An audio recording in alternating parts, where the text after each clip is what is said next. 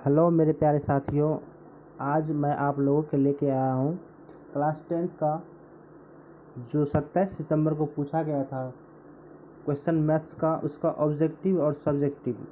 इस वीडियो में दोनों को हल करने का प्रयास करेंगे। तो चलिए बिना टाइम गवाए हुए अगला क्वेश्चन की ओर चलते हैं। ठीक है, तो बोल रहा है कि समीकरण x + y = 14 और x - y = 4 हो तो x और y का मान ज्ञात कीजिए। ठीक है, तो सवाल को चलते हैं। थोड़ा आप लोगों को मैं हिंट्स देने का प्रयास करता हूं और वो हिंट्स देकर आप लोग खुद कर लीजिएगा।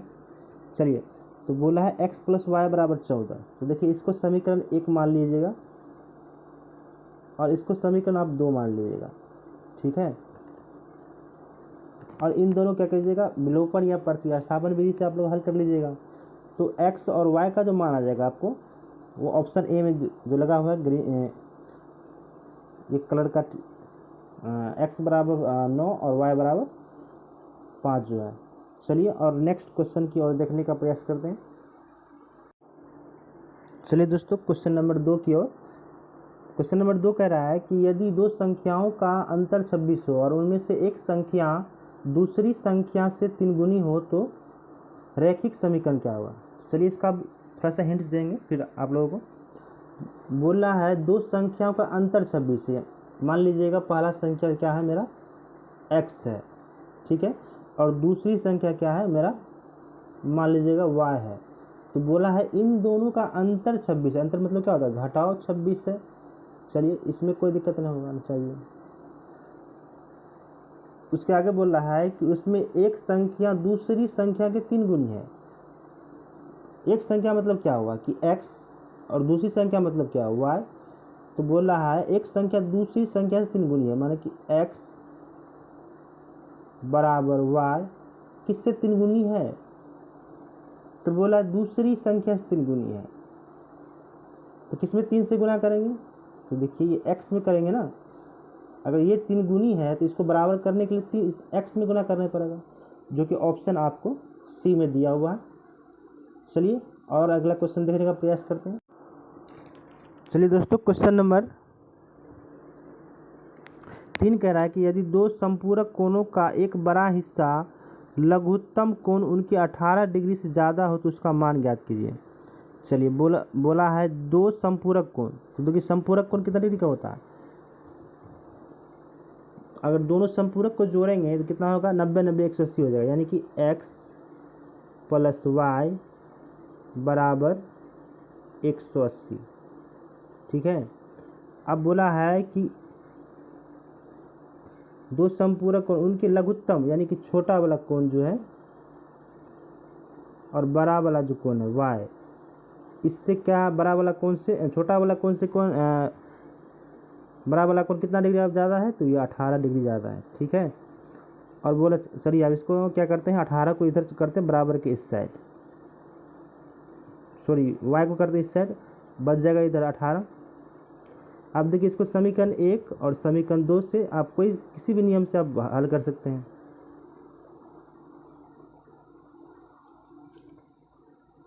चलिए,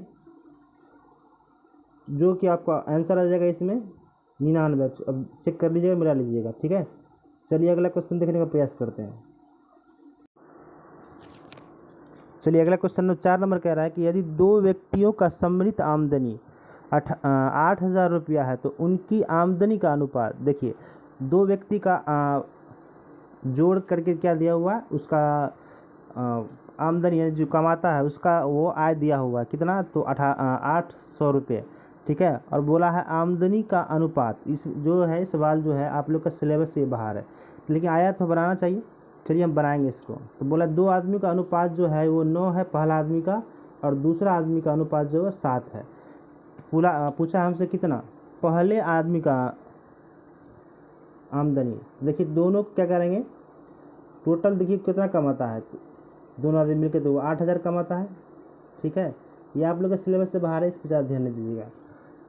और देखिए, दोनों आदमी अगर ऊपर दोनों आदमी की जोड़ के रुपया दिया हुआ है तो क्या करेंगे, रेशियो को भी जोड़ के नीचे लिखेंगे। ठीक है, तो जोड़ेंगे तो कितना होगा, जोड़ेंगे तो ये 16 आ जाएगा। ठीक है, तो 16। अब बोला है कि पहले व्यक्ति का आमदनी, तो देखिए पहले व्यक्ति क्या है रेशियो में, पहले क्या है तो 9 है, तो क्या करेंगे पहले व्यक्ति गुना आमदनी प्राप्त करने के लिए 9 से गुना करेंगे। अगर दूसरे से पूछता तो क्या करते 7 से गुना करते हैं, तो पूछा है पहले वाला तो पहले से गुना कर दिए, तो इसको काटिए 16 का 16, 16 पंचे 80, ये 80 कट गया, उसके बाद ये डबल जीरो आ गया, देखिए आप बचा 500 और 900, तो 9 को 5 से गुना कीजिए क्या हुआ 45, अब 45 को 45 पे डबल जीरो बैठा दीजिए तो क्या आ जाएगा 4500 रुपया, जो कि ऑप्शन आपका सी में दिया हुआ है। ये आपका सिलेबस से बाहर है तो इस पर ज़्यादा दिमाग नहीं लगाइएगा, ऐसा क्वेश्चन नहीं आता है। चलिए क्वेश्चन नंबर 5 कह रहा है कि समीकरण a1x plus b1y plus c1 बराबर 0, तो a2x plus b2y plus c2 बराबर 0 हो तो एक अद्वितीय हल होगा। देखिए एक अद्वितीय हल होने का इसका फार्मूला होता है a1/a2 और नॉट b1/b2। ये खुद आपको याद रखना पड़ेगा, जो कि आप लोग के सर पढ़ाए होंगे, ठीक है। तो ये क्वेश्चन नंबर बी में होगा, option number sorry. Question number 6 कह रहा है कि समकोण त्रिभुज की सबसे बड़ी भुजा कहलाती है। कितना सिंपल सवाल है। देखिए मान के चलिए समकोण त्रिभुज, थोड़ा ये जो होता है मेरा क्या होता है, सब आदमी जानते होंगे, लंब होता है,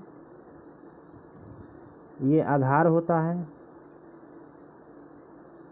ये सबसे बड़ी भुजा होता है, ये कर्व। तो बोला सबसे बड़ी भुजा क्या है, तो कर्व। तो देखिए ऑप्शन किस में, सी में। बहुत सिंपल सवाल है। चलिए नेक्स्ट क्वेश्चन देखते हैं। अगला क्वेश्चन कर रहा है क्वेश्चन नंबर 7 कि sign theta into cosec theta का मान होता है। देखिए ये सब जो होता है ना बहुत सिंपल, याद करने वाला चीज़ होता है, ये समझने वाला चीज़ होता है। देखिए साइन का उल्टा क्या होता है, कोसेक, आपको पता है। साइन थीटा का उल्टा क्या होता है, कोसेक थीटा। तो ये दोनों जो आपस में गुना होता है ना उल्टा वाला, तो उसका आंसर एक आता है। जैसे देखिए टेन का उल्टा क्या होता है, कोट टेन थीटा का इंटू कोट थीटा। देखिए ये एक दूसरे का अपोजिट है, जब अपोजिट गुना होता है तो उसका मान एक होता है। एक और हो गया, देखिए सेक थीटा का उल्टा क्या होता है, इंटू कोसेक थीटा। तो इसका अपोजिट क्या होगा, कोसेक थीटा। जब ये तीनों आपस में कभी कभी जब आपस में गुना होगा अपोजिट वाला, तो उसका मान एक होता है। चाहे ये क्वेश्चन आ जाए ये या sine theta into cosec theta आ जाए या tan theta into cot theta, अगर गुना में आएगा तो उसका मान एक होगा। अब कैसे होगा, तो चलिए ये भी बता दें। चलिए रुकिए एक ये भी बता देते कैसे होता है।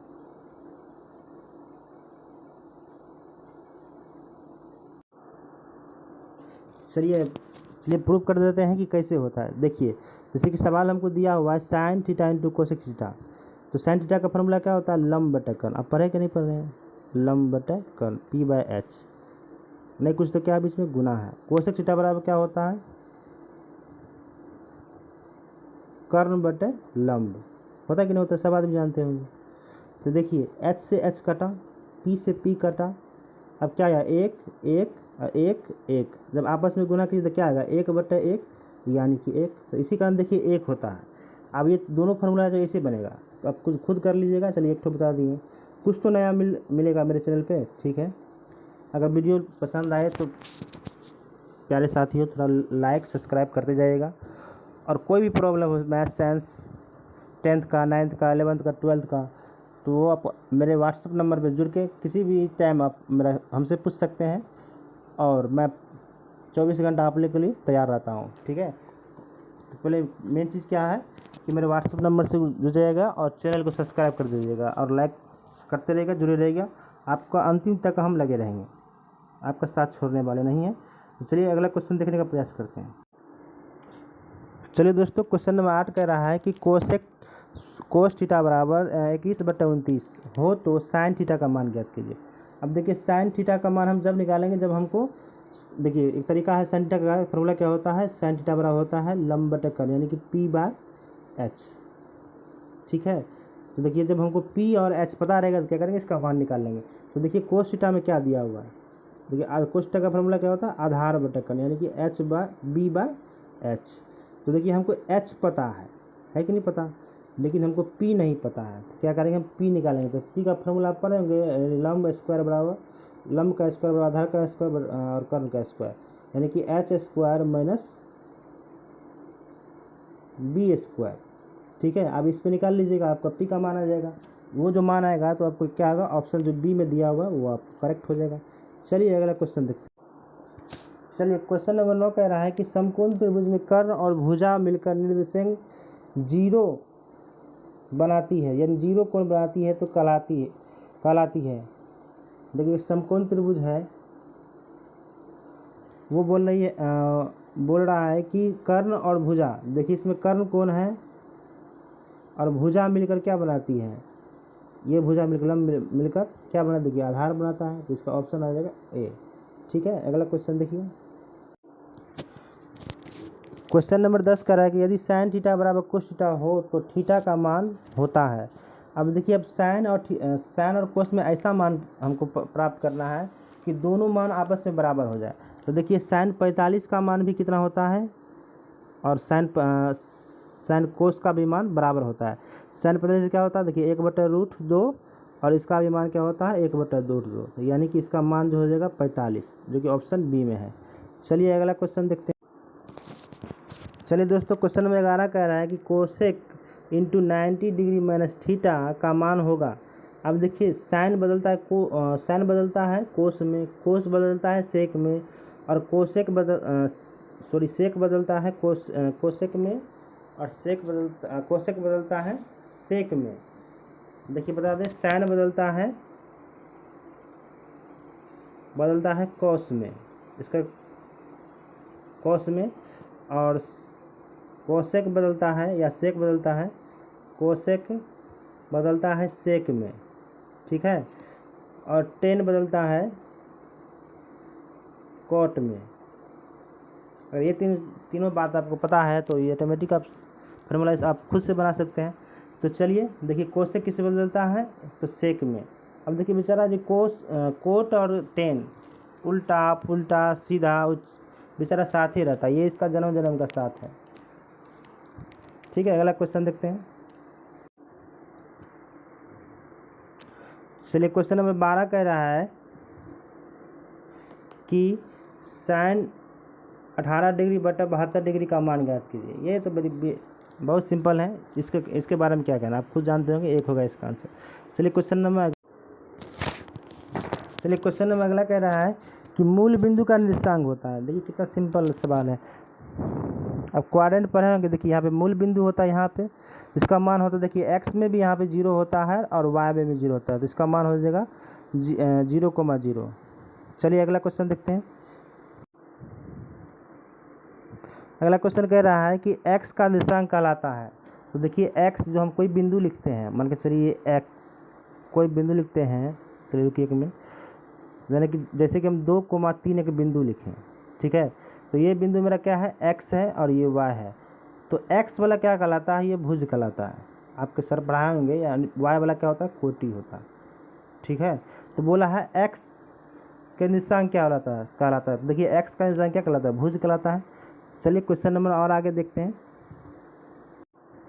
अगला क्वेश्चन कह रहा है कि x अक्ष पर y का निर्देशांक क्या होता है। देखिए x अक्ष पर y का निर्देशांक, देखिए ये मेरा क्या हुआ, ये वाला x अक्ष हुआ, ये y अक्ष हुआ। ठीक है। और बोल रहा है कि x अक्ष पर y का, यानी कि x अक्ष यहाँ हुआ तो y का निर्देशांक इसके सामने क्या होगा, यहाँ पे 0 होगा, जो कि ऑप्शन सी में है। अगला क्वेश्चन देखिए। अगला क्वेश्चन कह रहा है कि किस चतुर्थांश में भुज और कोटि दोनों ऋणात्मक होता है। चलिए किस चतुर्थांश में भुज और कोटि ऋणात्मक होता है। देखिए ये मेरा क्या हुआ, क्वाड्रेंट हुआ, और देखिए इसमें इस पहला वाला में क्या होता है प्लस प्लस, दूसरा वाला में माइनस प्लस, तीसरा वाला में माइनस माइनस, और चौथा वाला में देखिए प्लस और माइनस। ठीक है। तो देखिए किस में हो रहा है, बोले किस चतुर्थांश में दोनों ऋणात्मक होता है, तो देखिए किस में हो रहा है, आप खुद जानते हैं कि तृतीय में होता है। चलिए अगला क्वेश्चन। क्वेश्चन नंबर 17 कह रहा है कि मूल बिंदु से 3,4 की दूरी होती है। देखिए मूल बिंदु की फार्मूला होता है, वो आप खुद जानते होंगे कि √x² + y²। अब देखिएगा x कितना है 3 और y कितना है 4, दोनों का वर्ग कीजिएगा तो 9 आएगा। 9 और प्लस 16 हो जाएगा, 16 और 9 कितना 25, 25 का 5 निकल जाएगा, जो कि ऑप्शन सी में है। चलिए नेक्स्ट क्वेश्चन देखने का प्रयास करते हैं। क्वेश्चन नंबर 18 कह रहा है कि बिंदु a, b तथा -a-b के बीच की दूरी होता है। देखिए दूरी का जो सूत्र होता है आप खुद जानते होंगे कि √x2 - x1 का होल स्क्वायर और प्लस y2 - y1 का होल स्क्वायर। इस पे लगा लीजिएगा, आपका आंसर आ जाएगा, जो कि ऑप्शन मिला लीजिएगा ऑप्शन ए में जो दिया हुआ है। ठीक है, क्वेश्चन नंबर 19 कह रहा है कि बिंदु x1, y1 तथा x2, y2 को मिलाने वाली रेखाखंड के मध्य बिंदु भुज हैं। देखिए ये पकड़ने वाली भुज क्या होता है x, तो x का फॉर्मूला लिखेंगे। ठीक है, x बराबर भुज मध्य बिंदु का बोलेगा भुज बराबर, तो क्या करेंगे x1 + x2 और बट्टे 2, ये फॉर्मूला होता है, ये आप याद कर लीजिएगा, जो कि ऑप्शन सी में है। ठीक है, अगला क्वेश्चन देखने का प्रयास। चलिए दोस्तों, अगला क्वेश्चन कह रहा है कि x1, y1 तथा x2 तथा y2 को मिलाने वाली रेखाखंड को बिंदु x, y यानी कि m1 अनुपात में अंतः विभाजित करता है, तो x का मान होगा। अब देखिए x का मान होगा, देखिए x का फॉर्मूला आप याद कर लीजिएगा, जो कि ऑप्शन बी में है। ठीक है,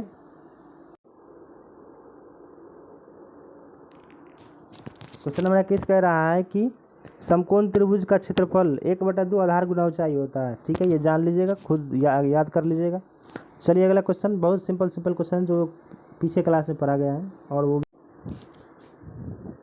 क्वेश्चन नंबर 22 कह रहा है कि यदि दो समरूप त्रिभुज में क्षेत्रफलों का अनुपात 64:121 है, तो उनकी संगत भुजाओं का अनुपात ज्ञात कीजिए। देखिए अगर कहीं भी क्षेत्रफल का अनुपात दिया रहा है और भुजाओं का अनुपात, तो क्या करेंगे, देखिए उनका अंडर रूट लगा के उसका वर्गमूल निकाल देंगे। देखिए क्या निकलेगा, तो इसका 64 का वर्गमूल क्या होता है 8, अनुपात है तो अनुपात देंगे, 121 का वर्गमूल क्या होगा 11। ठीक है, जो कि ऑप्शन आपको ए में मिलेगा। चलिए नेक्स्ट क्वेश्चन देखते हैं। क्वेश्चन नंबर 23 कह रहा है कि बेलन का आयतन क्या होता है। बेलन का आयतन क्या होता है, सिंपल सवाल, πr² होता है।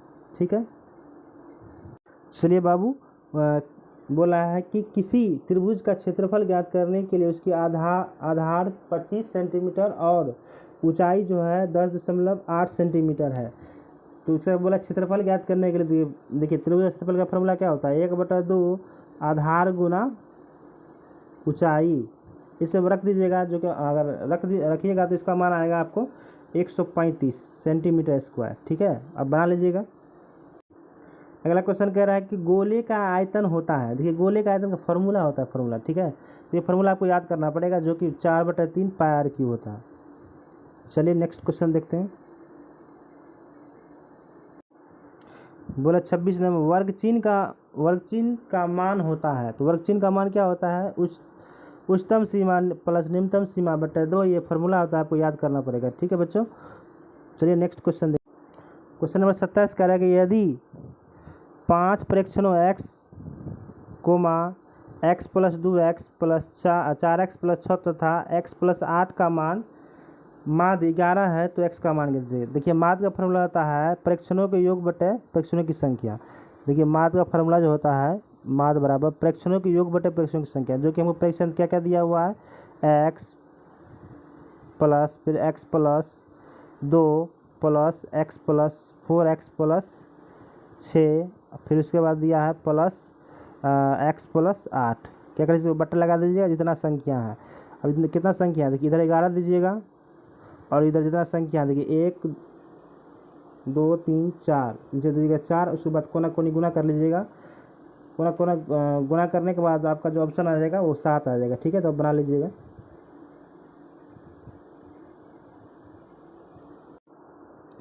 अगला क्वेश्चन कह रहा है कि निम्नलिखित में से किसका आरेख की सहायता से नहीं निकाला जा सकता है। तो वो जो है आपका माध्य का जो ये जो आरेख की सहायता से नहीं निकाला जा सकता, ये आपको याद रखना पड़ेगा। ठीक है, चलिए अगला क्वेश्चन, सॉरी बच्चों, क्वेश्चन नंबर 28 जो सा छूट गया था। चलिए 28 को भी देख लेते हैं। निम्नलिखित में कौन सी केंद्रीय प्रवृत्ति की माप नहीं है। तो इसका जो परिसर जो होता है ना, इसे केंद्र प्रवृत्ति की माप नहीं होता है, जो कि ऑप्शन आपको डी में दिया हुआ है। क्वेश्चन नंबर 30 कह रहा है कि संचयी बारंबारता की सारणी का उपयोग करके निर्धारित में होता है। तो निर्धारित होता है जो कि माध्यिका निर्धारित होता है, ठीक है, और बाद में कि माध्य बहुलक और परिसर नहीं होता है, ठीक है। तो बच्चों आज के लिए इतना ही, और मेरा वीडियो अगर पसंद आया हो तो लाइक शेयर ज़रूर करें। और देखिए बच्चों, आप लोगों के लिए मैं कितना मेहनत करता हूँ, और आप मेरा मेहनत जो आप ही दिखाइएगा, और मेहनत का यही फल होगा जो आप वीडियो को लाइक और सब्सक्राइब कीजिएगा और वीडियो को शेयर कीजिएगा, ठीक है। तो अगले वीडियो में मिलेंगे। Thank you, best of luck.